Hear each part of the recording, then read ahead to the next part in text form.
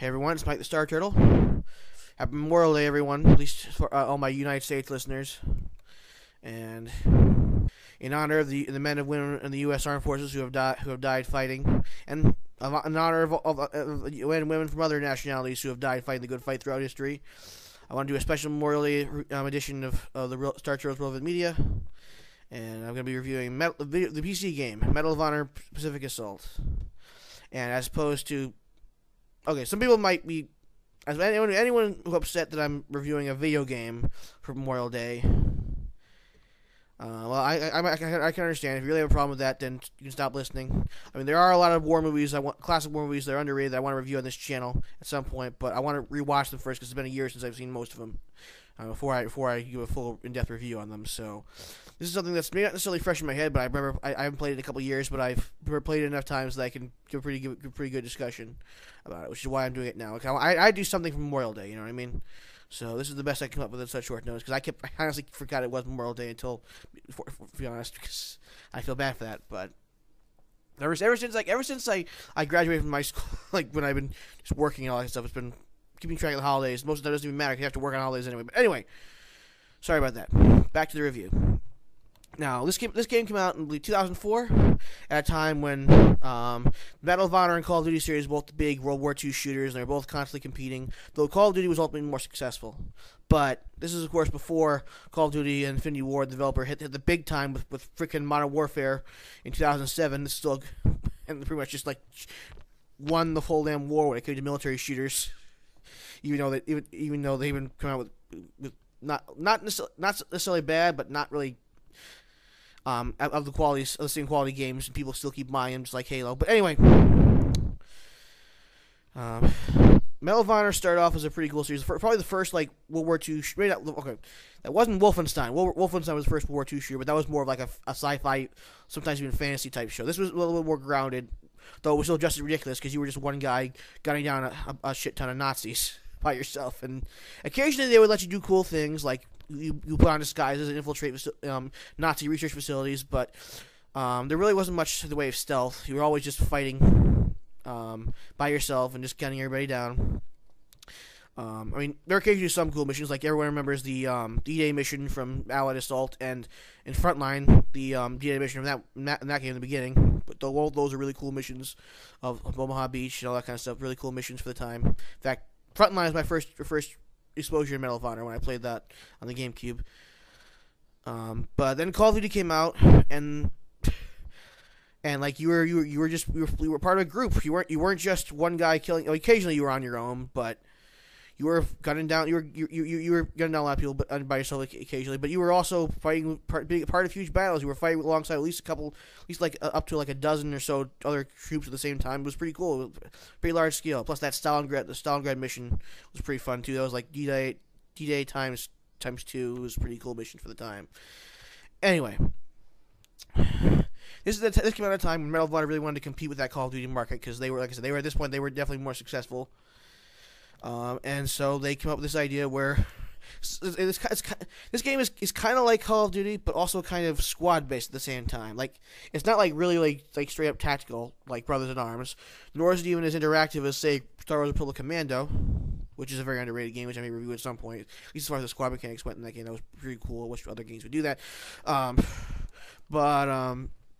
Yeah. So basic premise is you're Tommy Conlon, and you end up going. Well, you first start out during the storming the beaches of Tarawa, the Tarawa Atoll, or the island of BGO more specifically, in 1943, and then you get knocked out, and then it flashes back to like 3 years when you're in boot camp.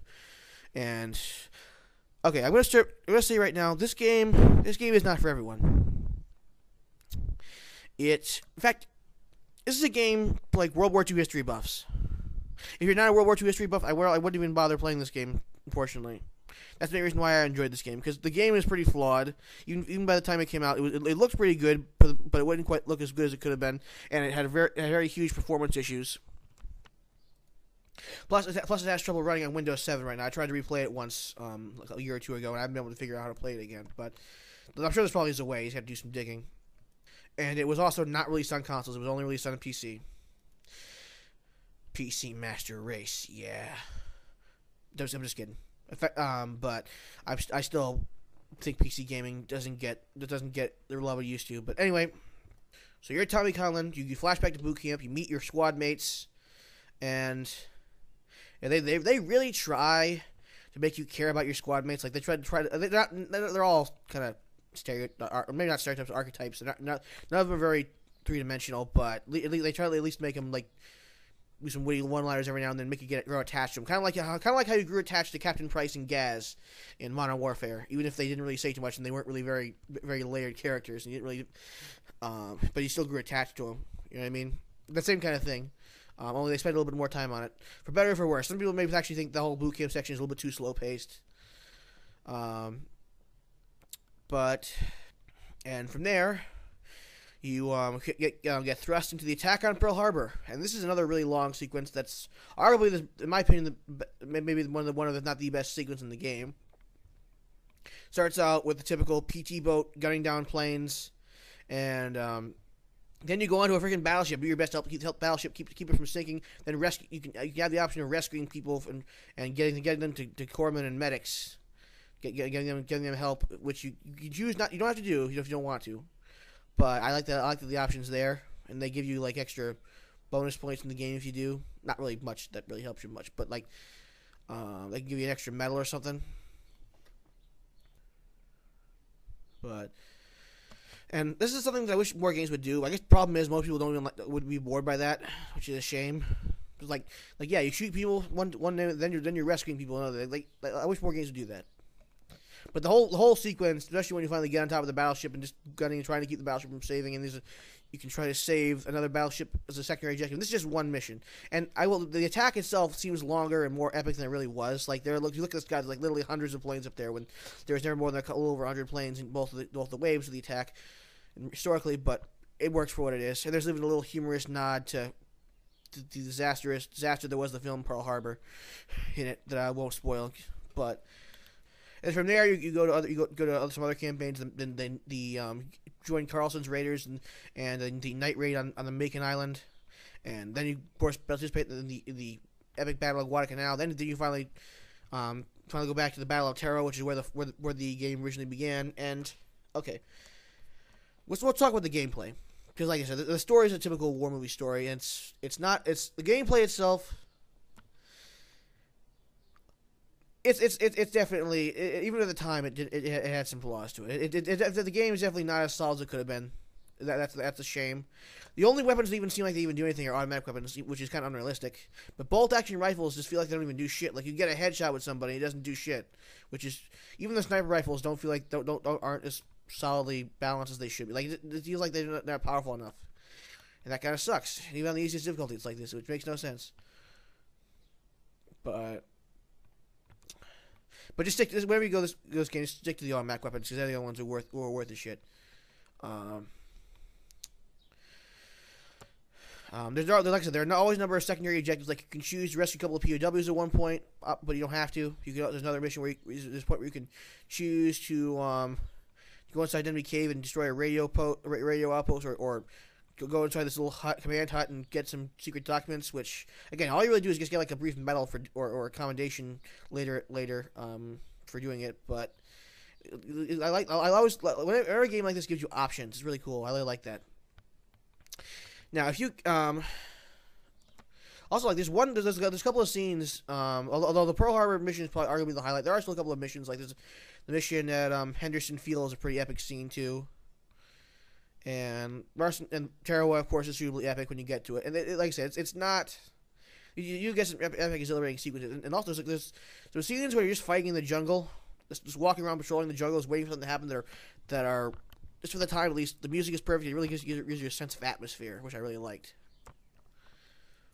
Now, I got the Director's Edition, which is a little bit more expensive. I don't know for sure how cheap it is now. You might be able to get a used copy of it somewhere. But if you get the Director's Edition, it's even better, because there's a lot of cool bonus features. Like there's a couple of stuff about the making of the game, like building cutscenes and stuff like that. There's also a bunch of historical content. There's like this timeline, this like historical timeline thing that's pretty interactive. That's actually pretty cool. And the only complaint is that it goes from like the beginning of the Pacific War, during World War II, but it doesn't go past the game. Like I think they expected to do a sequel at some point. So like the time frame of the game in 1943 when you invade Tarawa, it does not go past that, which is kind of a shame because it's so in depth up to that point. Then it just stops. It doesn't cover the whole rest of the war, but it still covers a lot up to that point.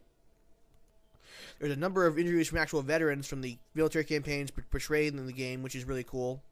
They don't necessarily compare what really happened to the game, but they do talk about a lot of true stories, and it kind of gives some extra context for the set pieces you fight in. And there's even a little documentary about propaganda, about World War II era propaganda, which is pretty cool too. Oh, one thing I want to mention about the gameplay: there is one infamous scene where you get control of a plane, and you have control of it. It's only one mission, and it's kind of, I can understand a lot of people complain about this mission. It's kind of out of place. I mean, it's especially really hard to control the plane with a keyboard and mouse too. Although at least it's relatively easy. On some, it wasn't as bad as I thought it would be when I finally got to it, but it's unrealistic. Like your Dauntless dive bomber that we also later finds out has a torpedo and 4 bombs on it, which is not totally wouldn't happen. And even if it could, we wouldn't be able to dogfight a Zero. Even if you had no ordnance, you wouldn't be able to dogfight a fucking Zero in a Dauntless dive bomber. But anyway, that's the most ridiculous scene. And then you have to go up against an aircraft carrier, a Japanese aircraft carrier with it, and that was that. It's a little fun. I won't admit that it's not fun at all, but it's a little out of place in that game. Like play Battle Stations Midway, which is a much better depiction of that kind of gameplay compared to this game. But anyway, like I said, the game is make sure you get the Director's Edition. If you're a World War II history buff, the game is worth picking up just for that. If you can get the Director's Edition, definitely get it. It's worth it. Just don't pay too much for it. As long as you don't pay like too much money for it, it's worth it. Just share. Would have liked to have seen a sequel to this that was much more solid. If they if the Metal Warfare Airborne had been like a sequel to this instead of just what it was. So Metal Warfare Airborne wasn't bad. It was fun, but it's not worth doing a review over. So I won't do a review of that game. But yeah, this game they made a mistake releasing it only on PC. It's definitely and plus when Call of Duty 2 came out next year, pretty much. People pretty much forgot about this game, which is why I'm doing a review of it, because I feel like this game should be remembered, if nothing else. It's for the interesting thing to try to do, even if the execution isn't entirely as solid as it should have been. Like I say, if you're a history buff, check out this game. If not, then you may not necessarily be worth it, unless you just out of curiosity, or unless you're a big fan of the Medal of Honor series and you haven't played this game. This is probably one of those games you probably never played, even if you are a fan of the series. So if you can find a way to play it and get it cheap, I think it's worth playing. But yeah, have a good Memorial Day, everyone. And may the souls of all those who died fighting the good fight, may they rest in peace. Whether you believe in the soul or not, just, you know what I mean? So.